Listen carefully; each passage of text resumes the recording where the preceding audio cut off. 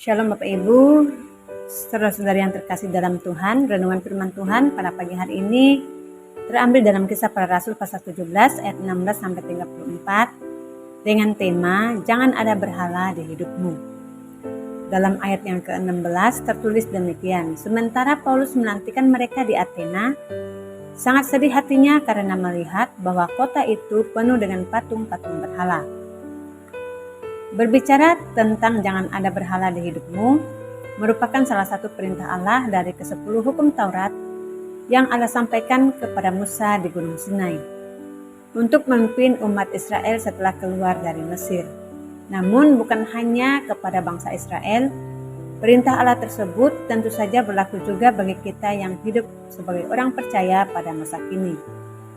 Dalam kitab Keluaran 20 ayat 3 sampai 4 tertulis sangat jelas bahwa Allah menyatakan, jangan ada padamu Allah lain di hadapanku.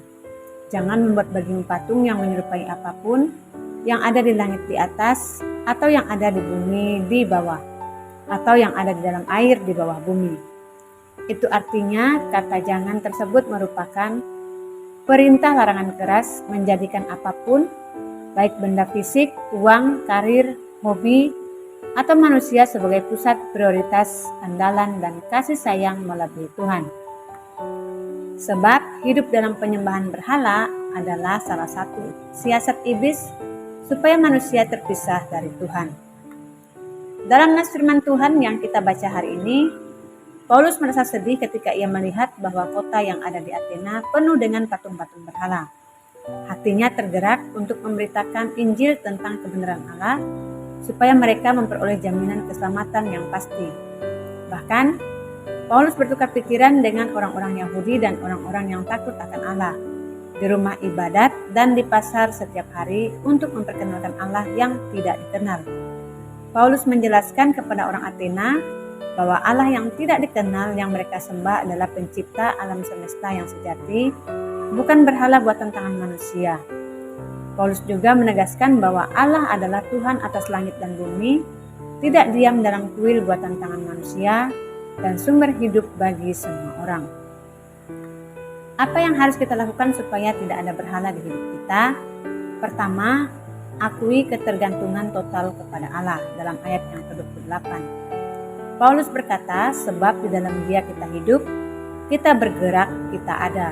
Itu artinya, Tuhan adalah sumber hidup, kekuatan, dan keberadaan hidup kita. Kalau hidup kita berasal dari Tuhan, mengapa kita bergantung kepada hal lain? Kalau kita ada karena Tuhan, mengapa kita menyembah sesuatu yang bukan Tuhan? Ayat ini menjadi landasan bahwa kita hidup dari Tuhan, oleh Tuhan, dan seharusnya untuk Tuhan. Kedua, lakukan pemeriksaan rohani secara rutin dalam ayat ke-30. Apa itu pemeriksaan rohani?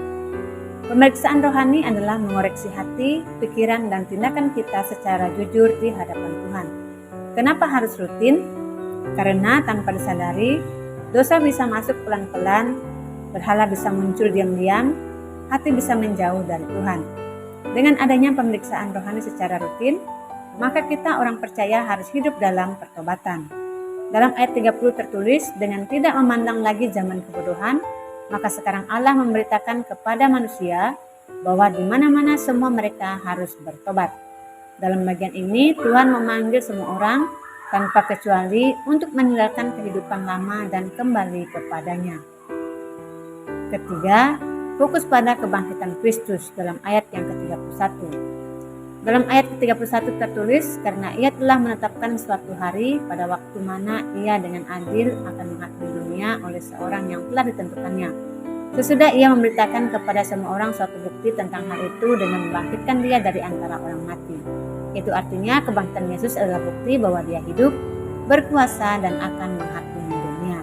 Itulah sebabnya kita harus bertobat dan meninggalkan berhala.